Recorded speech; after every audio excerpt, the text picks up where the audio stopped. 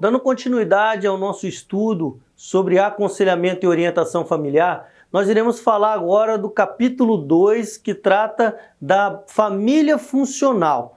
E aí nós vamos ver a base dessa família funcional, que é o primeiro tópico, o deixar. O versículo de Gênesis 2 diz bem assim: por isso deixará o homem pai e mãe. Então é importante, meu amado, quando você for constituir uma família funcional, ou seja, uma família correta, direita, o deixar. Tem muita gente que casa, mas quer viver debaixo da autoridade de pai, de mãe, do jugo de pai e de mãe. O primeiro passo é o deixar. Segunda base é o compromisso. Se une a uma mulher. O compromisso aqui é você entender que agora já não é mais você.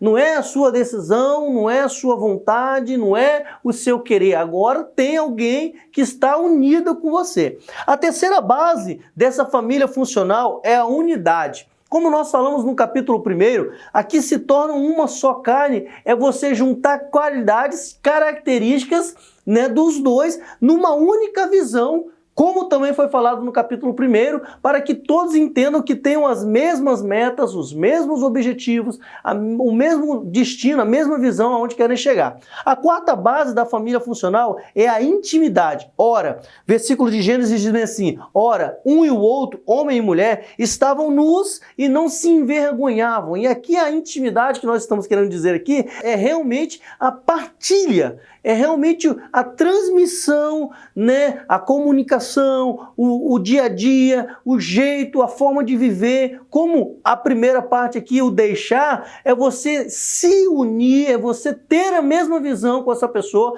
para que os dois tenham intimidade. Essas 4 bases servem para a família funcional. A base da hierarquia familiar, ela tem por princípio Deus acima de todos, depois vem Cristo, o marido como o cabeça do lar, e nós temos a mulher como a sábia que edifica, e na base dessa pirâmide da hierarquia nós temos os filhos.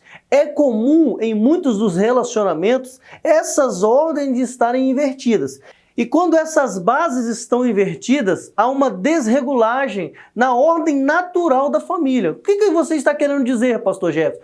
Nós vemos muitas vezes famílias onde os filhos estão acima da autoridade da mãe, dos filhos às vezes estão acima da autoridade dos pais, ou até mesmo a vontade dos filhos está acima do próprio marido e da esposa. Ou, ao contrário, quando nós temos uma mulher que coloca o esposo acima da base Cristo, da base Deus, e tem essa questão de você colocar em primeiro lugar e desvalorizar as outras bases. Enfim, esta base de hierarquia familiar é a base da família cristã, da família edificada, da família que cresce, tendo Deus no controle, tendo Cristo guiando, tendo o esposo como homem que sustenta a coluna, a mulher como a mulher sábia e os filhos como herança, conquista no Senhor. Dando continuidade à base da hierarquia familiar, nós vamos estudar agora os papéis funcionais de cada um nessa base, nessa pirâmide familiar. Primeiro, o esposo. Qual é o papel do homem? Ele cumpre três ofícios principais: profeta, sacerdote e rei. A palavra vai dizer que o papel do profeta na Bíblia era falar aquilo que vinha de Deus para o povo, aquilo que vinha de Deus para os homens. O profeta dentro da casa, ele é responsável por ser a voz ali naquele lugar e trazer os preceitos e trazer as palavras de Deus, enfim, conduzir. O sacerdote, ele tinha o papel inverso, ele recebia do povo e ele levava até Deus aquilo que o povo necessitava. O papel do homem como profeta é receber de Deus e levar, como sacerdote é ser essa coluna, de levar, de ser a ponte, de estar conduzindo a família. E rei, o papel de rei, de liderar, de conduzir, de, vamos dizer assim, falando rasgado, de manter a casa, de ter a estrutura familiar em ordem, é papel do homem. O papel da esposa é submissão, respeito e ensino dos filhos. Eu não quero falar aqui nem entrar no mérito da palavra submissão, mas a submissão não é ser tapete. Não é ser a humilhada. Submissão é saber se comportar como a mulher que está ao lado do esposo com um papel de hierarquia menor, mas com igual responsabilidade, tanto espiritual, quanto financeira, quanto na educação dos filhos, para que os dois, como diz o texto de Gênesis 2, sejam uma só carne na construção desta família. E o terceiro, filho, o papel do filho na família funcional é ser obediente e ser disciplinado. A palavra vai dizer que filhos, obedeçam pais e mães para que os seus dias sejam prolongados na terra. Então, há um papel muito importante também dos filhos nessa base da pirâmide familiar. Pessoal, como nós vamos lidar para se livrar de um mau relacionamento, de um mau casamento? Quais são as atitudes que nós precisamos tomar para se livrar dessas situações? Eu enumerei aqui 7 delas que julgo muito importante, baseado na nossa apostila. Primeiro, aceitação mútua e incondicional. Segundo, procure entender o seu cônjuge. Esses dois estão muito ligados, porque quando nós entendemos que essa aceitação mútua e incondicional, nós entendemos a necessidade de ter aquela pessoa do nosso lado, de compreender, muitas das vezes de ajudar, muitas das vezes de orientar, muitas das vezes também de ser real ao falar bem assim, ó, isso daqui não está bem, isso aqui precisa ser mudado. Então esses dois primeiros aqui estão muito bem ligados. Terceiro, nunca critique ou acuse. Tenha sempre uma visão positiva. Mas isso também não quer dizer que você tem que engolir sapo ou que você tem que pisar em ovos para nunca falar um defeito, para nunca expor uma situação que tem te incomodado no relacionamento. Isso aqui é apenas ao modo de dizer que você não pode ser incisivo na crítica ou você ter a intenção de denegrir e diminuir o seu parceiro. Quarto, nunca tente mudar o seu parceiro. Conheça, respeite e não o aborreça. Esse é um grande erro que muitas pessoas cometem, que é fazer com que a pessoa se amolde ao seu jeito, ao seu gosto, ao seu estilo. Fazer com que ela pense igual a você, fale igual a você, ande igual a você, viva igual a você. E isso daí você vai quebrar a cara, porque todos nós somos diferentes, personalidades diferentes, estilos diferentes, formas de ver diferentes. Lembra quando nós falamos que o casamento era a união de duas pessoas com características e qualidades diferentes para que os dois juntos façam um bolo? É isso aqui que eu quero dizer para vocês. Se você conseguir entender que aquela pessoa tem uma personalidade, uma qualidade que te completa, você vai acostumar e vai passar a respeitá-lo e não querer mudá-lo. Ponto 5.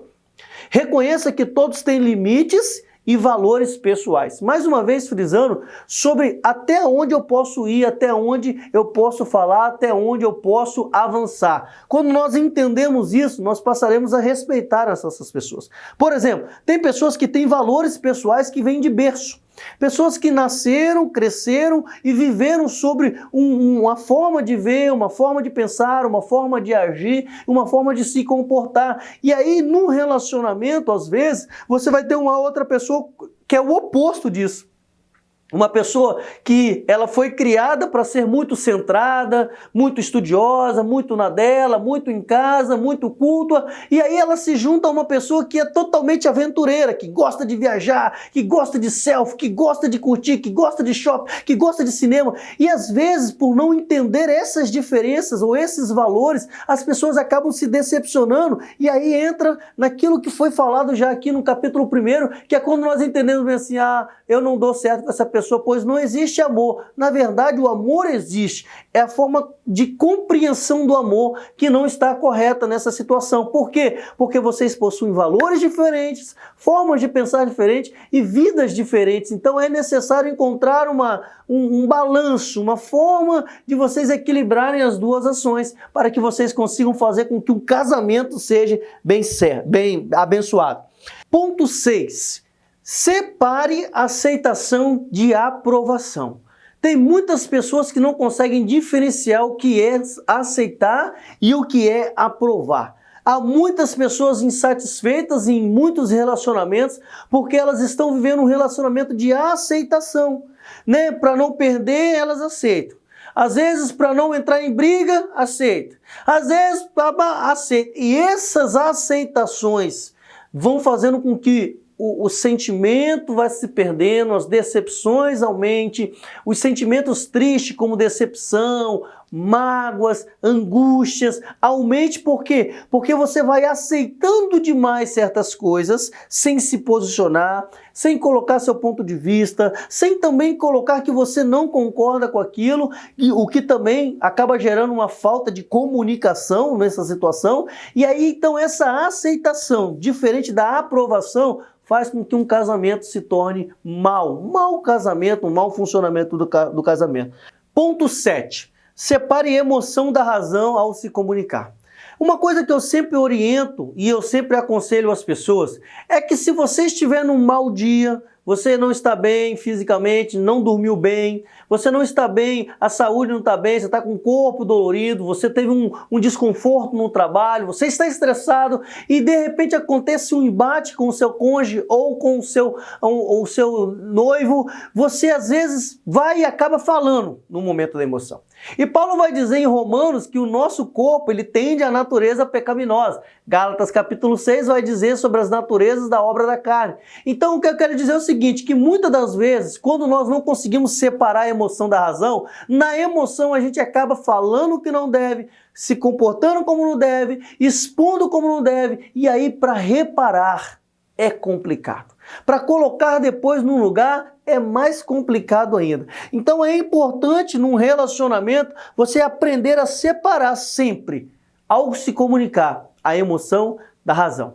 Pare e pense, o que eu vou falar agora é o correto ou eu estou falando porque eu não concordo, porque eu estou nervoso, porque ele me contrariou? Quando nós entendermos isso, nós vamos saber diferenciar um bom casamento de um mau casamento, o momento de falar, o momento de calar, o momento de expressar a opinião, o momento de baixar a guarda e deixar acontecer. Isso é importante demais para um relacionamento. Continuando sobre o tema livrando-se de um mau casamento, nós vamos falar agora sobre palavras que devemos incluir no nosso vocabulário. Palavras que devemos falar continuamente, todos os dias, sempre que possível, para que o nosso casamento, o nosso relacionamento venha a ser duradouro. Palavras como do tipo, eu admito que eu cometi um erro. É difícil? Muito difícil. Mas muitas das vezes, no momento da emoção, no calor do momento, a gente acaba cometendo alguns erros e alguns equívocos. Então é importante nós admitirmos para o próximo, porque isso leva à sensação de que, poxa, do outro lado também tem uma pessoa que é humana. Do outro lado também tem alguém que também vacila, que também erra como eu. Segundo ponto, elogie. Sempre dizendo, você fez um bom trabalho. Nossa, amor, o almoço hoje estava maravilhoso. Nossa, amor, você fez um bom trabalho. Nossa, amor, você hoje limpou o quintal, você varreu o quintal. Nossa, foi muito bom, parabéns, estávamos precisando mesmo. Enfim, inclua no seu vocabulário um elogio sempre. Elogiar não arranca pele, não deixa a gente mais magro, nem mais pobre, pelo contrário, só valoriza as nossas vidas. Terceiro, passe a perguntar qual é a sua opinião. Isso vai incluir a pessoa nas suas atitudes, nas suas decisões e vai fazer com que a outra pessoa se sinta importante para você, importante para ela e importante para o casamento. Existem muitos casamentos onde as pessoas não se preocupam com isso. As pessoas tomam decisões sozinhas, o marido vai lá e compra um carro sem perguntar à esposa, a esposa vai lá e compra uma coisa na internet ou sai para fazer uma compra no shopping e não pergunta ou não conversa com o seu cônjuge e isso acaba gerando desconforto num relacionamento. Quarto ponto, gente, isso é importante. Um relacionamento que não tem esta palavra, que não tem esses afetos, que não tem essa linha de transmissão, dificilmente se torna um casamento duradouro e bondoso. Inclua a palavra eu te amo, muito obrigado nos seus relacionamentos. Nossa, gente, eu fico às vezes aconselhando algumas pessoas e eu sempre pergunto a eles o seguinte, você no trabalho, você agradece? Sim. Você quando alguém faz alguma gentileza na rua, você agradece? Sim. Você, quando vai lá e a moça te dá um café, você fala com ela bem assim, muito obrigado. Sim, eu faço, isso é questão de educação. Só que às vezes dentro dos nossos relacionamentos, nós não conseguimos transmitir estas palavras. Muito obrigado, com licença, amor, você fez um bom trabalho, nossa, amor, olha, eu te amo, você hoje estava maravilhosa. Ou um ponto 1 aqui, que diz bem assim, eu cometi um erro, você me perdoa, vamos fazer diferente agora, eu vou mudar, eu vou transformar. O último ponto, ponto 6, ele fala sobre algo muito importante quando nós falamos de relacionamento. Quando nós vamos fazer qualquer tipo de treinamento de liderança, uma das primeiras coisas que as pessoas transmitem para o líder é, quando um líder inclui a palavra nós, ele atrai a equipe para ele atrai a equipe para o seu propósito. O que eu quero dizer é o seguinte, quando você num casamento, você inclui a palavra nós faremos, nós conquistaremos, nós vamos tomar essa decisão, nós vamos dar a volta por cima, você está trazendo a outra pessoa para dentro do seu mundo. Você está trazendo a outra pessoa para dentro da sua realidade. Isso daqui vai incluir ela na sua realidade, o casamento na nossa realidade, e vocês vão ver o quanto que o seu casamento vai dar certo. Talvez você é o tipo de pessoa que tem dificuldade em partilhar, tem dificuldade em tomar decisões em conjunto. Mas eu quero te dizer uma coisa, se o seu casamento é bênção, se você acredita que o seu casamento foi edificado por Deus, é sempre tempo de mudar, é sempre tempo de melhorar. Chegamos numa parte muito importante de todo relacionamento. Quando nós falamos de casamento, de noivado, de namoro, de relacionamento familiar, pai, mãe, de relacionamento profissional, empresarial, enfim, quando nós falamos de comunicação, é imprescindível e importantíssimo para todo bom relacionamento. Mas antes de falarmos sobre como a comunicação acontece, vamos entender o conceito de comunicação. Comunicação é o processo verbal ou não de transmitir uma informação a outra pessoa de maneira que ela entenda o que está sendo dito. Um relacionamento sem comunicação nunca poderá desfrutar de paz, harmonia, amor e crescimento. Por isso, é importante em uma comunicação, primeiro, o conteúdo da mensagem. O que você quer falar? O que você quer transmitir? Qual é o assunto que você quer abordar? Segundo, o tom ao comunicar a mensagem. Vou só fazer um exemplo aqui para você perceber o quanto o tom faz toda a diferença. Gente, eu estava querendo conversar uma coisa com vocês muito importante. Pessoal, eu preciso conversar com vocês, é muito importante. E a comunicação? Gente, posso conversar um negócio com vocês? É muito importante. Então, o tom da mensagem, o tom da comunicação, ela é muito importante quando você quer transmitir uma mensagem. Ponto 3, o gestual ao comunicar a mensagem. O que é o gestual ao comunicar a mensagem? Tem gente que quer transmitir uma mensagem positiva, mas o semblante dela é negativo. Tem gente que às vezes quer transmitir uma mensagem, mas o gestual, o corpo, está dizendo uma mensagem totalmente oposta. É mais ou menos bem assim, amor, você não está nervosa não, né? Tô não. Tem certeza que você não está nervosa? Tenho certeza. Tem certeza? Já falei que eu não estou nervosa. Então quer dizer, a pessoa está dizendo algo, mas o comportamental dela já está transmitindo uma outra comunicação. Então, o conceito de comunicação diz que é um processo verbal ou não. Ou seja, eu posso transmitir tanto com falas, tanto com atitudes. Algumas dicas importantes de como uma comunicação ela é efetiva e produtiva. Primeiro, escolha o momento adequado para você comunicar. Muitas das vezes nós queremos conversar assuntos importantes em locais inapropriados, em momentos inapropriados e em situações que fogem do normal. Então é importante numa comunicação você escolher o melhor momento para você falar. Ouça e depois fale.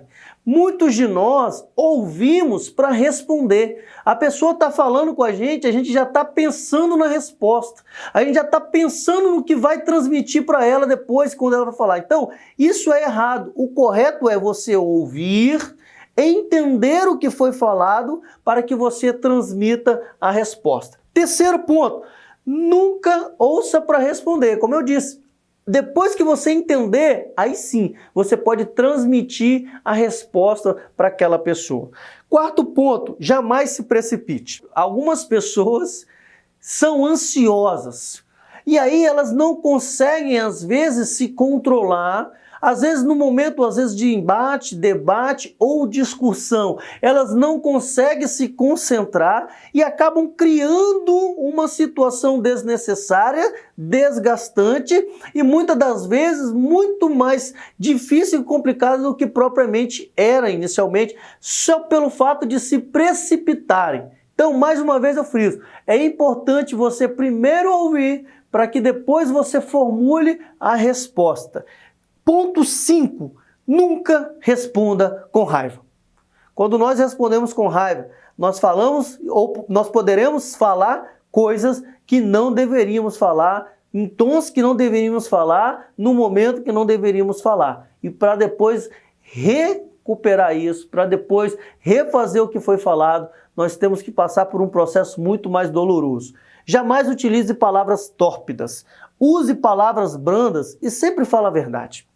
Nós estamos falando aqui de parceiros, de cônjuges, nós estamos falando de pessoas de intimidade, nós estamos falando aqui de um bate-papo, de uma comunicação de alguém que te conhece. Então é imprescindível, até pelo viver cristão, que se fale sempre a verdade. Outro erro muito comum nos nossos relacionamentos atuais, relacionamento tanto cristão quanto relacionamento secular, é que as pessoas elas tendem a usar o silêncio para prejudicar, o silêncio para não entrar em discussão, o silêncio para não se prejudicar, etc, etc e tal. Mas, na maioria das vezes, o silêncio ele é prejudicial para o relacionamento. Porque nós entendemos que, às vezes, é melhor calar para não se exaltar. Mas, muitas das vezes, o calar, ele impede que situações sejam resolvidas, eles impedem que situações sejam superadas, que problemas sejam superados, e aí, de certa forma, o silêncio, ele é prejudicial. Tem outras pessoas que usam o silêncio para frustrar. Aquela mulher que fica chateada com o esposo e fica dias, semanas sem falar com o esposo. O homem da mesma forma, às vezes fica semana sem dar um oi, sem dar uma boa noite, sem tocar na mulher. Então nunca use o silêncio para frustrar as pessoas. Ponto 9. Não aborreça ou implique, bem como culpe ou critique. Vocês percebem que eu tenho pontuado muito isso e a apostila tem trago muito isso para nós sobre este ponto da crítica, sobre este ponto da implicância, sobre este ponto de você querer moldar a pessoa ao seu modo de ver. Tudo isso daí é prejudicial para o relacionamento e em uma comunicação, então, é terrível. Você conhece aquela pessoa que ela é meio snob, ela tem aquele jeitinho meio falso, aquele jeitinho meio de ficar fazendo aquelas caras e bocas quando você está discutindo. O quanto isso é irritante, o quanto isso é prejudicial numa comunicação. Como eu disse, a comunicação muitas das vezes ela é muito mais não verbal do que propriamente palavras ditas, que é a comunicação verbal. Então, às vezes, gestos, atitudes, elas vão falar muito mais do que as palavras que estão sendo liberadas. Nunca trate assuntos importantes por telefone. Se você tem algo para tratar que é importante, algo familiar, algo do relacionamento matrimonial, algo pessoal que vocês precisam ser tratados, nunca trate por telefone. O telefone vai trazer uma superficialidade e um sentimento de que você não se importa com a pessoa que está do outro lado. Então, evite, escolha ponto 1, um momento adequado, a hora certa, crie um ambiente para que você trate dos momentos, para que você trate da situação que é importante ser tratada. Ponto 11, aprenda a se arrepender, pedir perdão e se perdoar. Nós temos um capítulo 6 que fala sobre perdão. Mas antecipando um pouquinho aqui sobre arrependimento, perdão e se perdoar, nós estamos falando aqui, meu amado, da facilidade que nós temos, né, de recomeçar e de permitir-se ser tratado e recomeçar novamente. É importante frisar aqui também que o perdão, ele vem acompanhado do arrependimento, que é a mudança de atitude. Então, ao perdoar ou ao permitir ser perdoado, é necessário também que venha acompanhado de uma mudança de atitude. Ponto 12, aprenda a manifestar amor, elogie e agradeça. Uma comunicação assertiva e positiva é aquela comunicação onde você transmite a mensagem e recebe um feedback desta mensagem. Quando você leva para esta pessoa da qual você tem comunicado um feedback positivo, de um elogio, de uma palavra favo, você de agradecendo, você demonstrando amor, você está trazendo para o ambiente da qual você está inserido uma atmosfera positiva. Então, sempre elogie, sempre demonstre amor e faça uma comunicação sempre assertiva.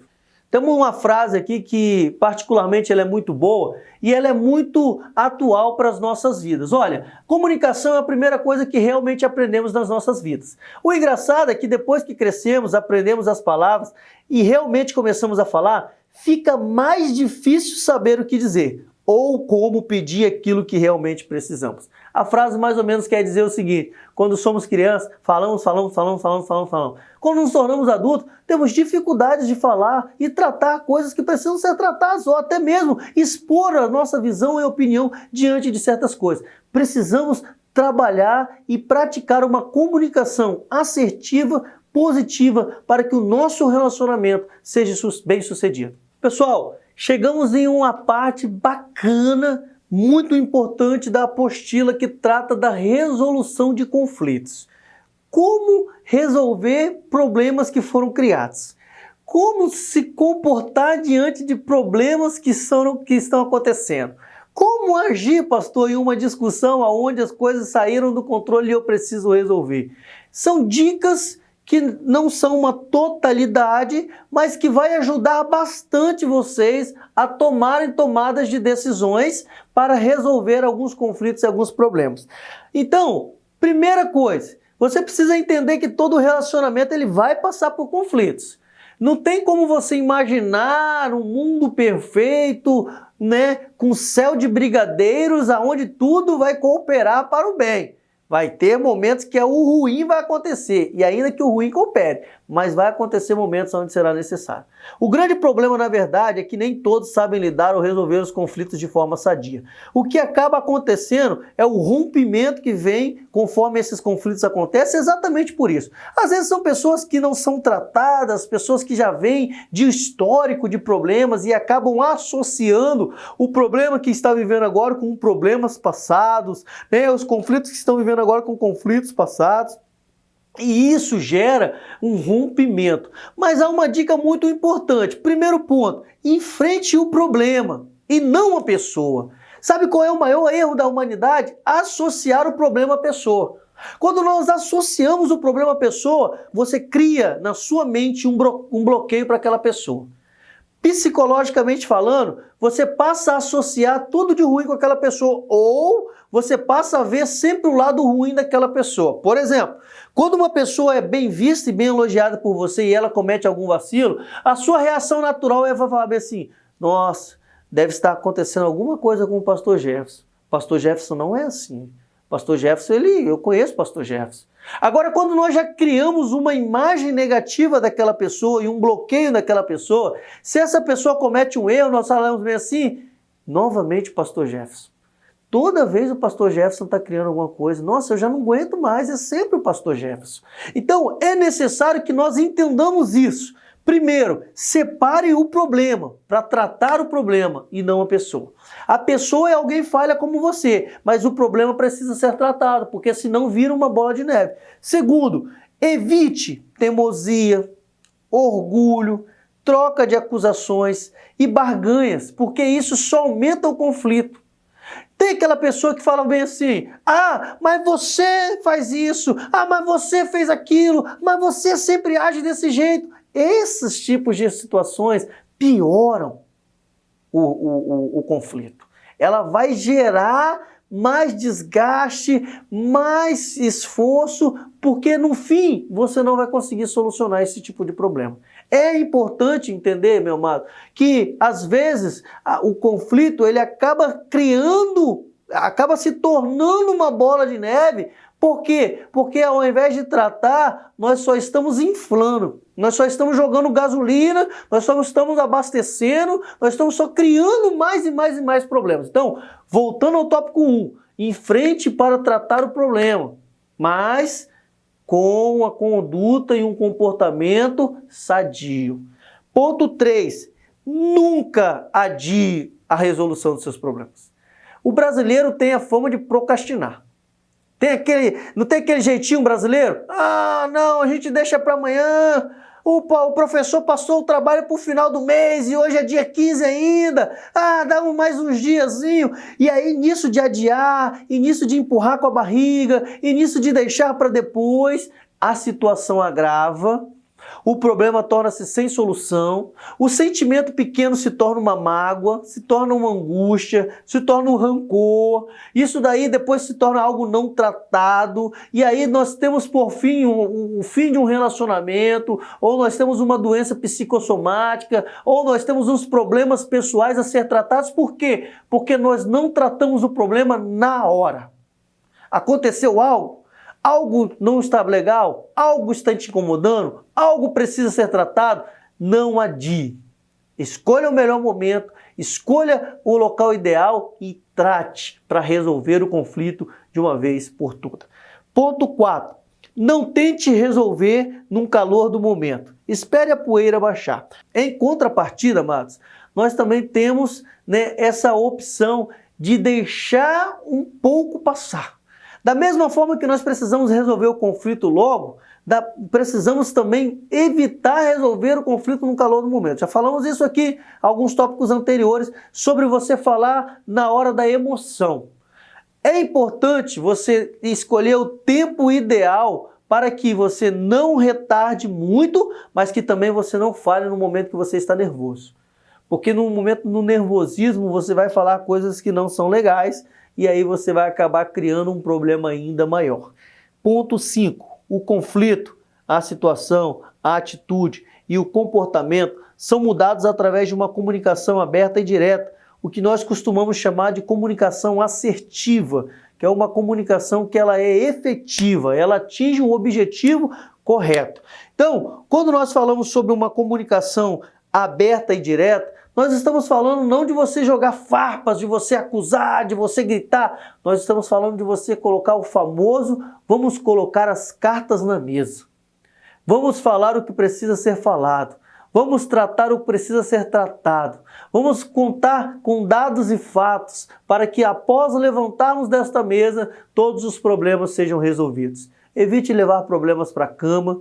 Evite adiar problemas, evite levar problemas do trabalho para dentro da sua casa, evite levar problemas pessoais para o seu ambiente ministerial. Enfim, o ideal para a resolução dos conflitos é que sejam resolvidos o quanto antes, o mais breve possível, da forma certa, da forma correta, porque, meu amado, Deus tem nos dado o espírito de sabedoria para que a gente aprenda a lidar com os nossos conflitos. Para finalizar, perdoe e libere perdão. Falamos no slide passado, estamos frisando novamente aqui, falaremos também nos próximos capítulos da apostila de aconselhamento e orientação familiar. Por quê? Porque o perdão é imprescindível para o viver cristão, para um casamento sadio, para relacionamentos sadios, porque o perdão não liberado, ele vai criar em você bloqueios espirituais, vai criar em você sentimentos negativos,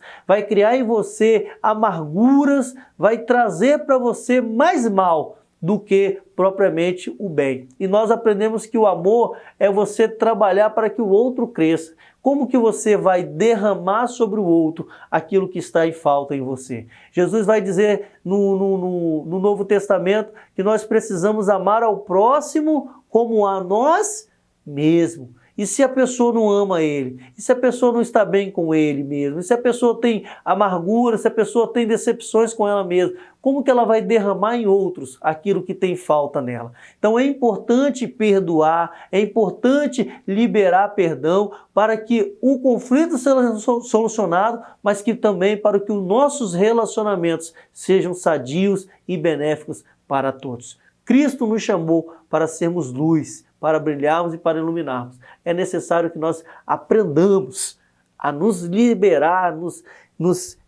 tirar de nós, jogar para fora tudo que nos impede, tudo que se tornou escama na gente de forma negativa. Assim nós finalizamos o capítulo 2 da apostila de aconselhamento e orientação familiar e espero que você até aqui tenha acompanhado e que tenha sido bênção para você.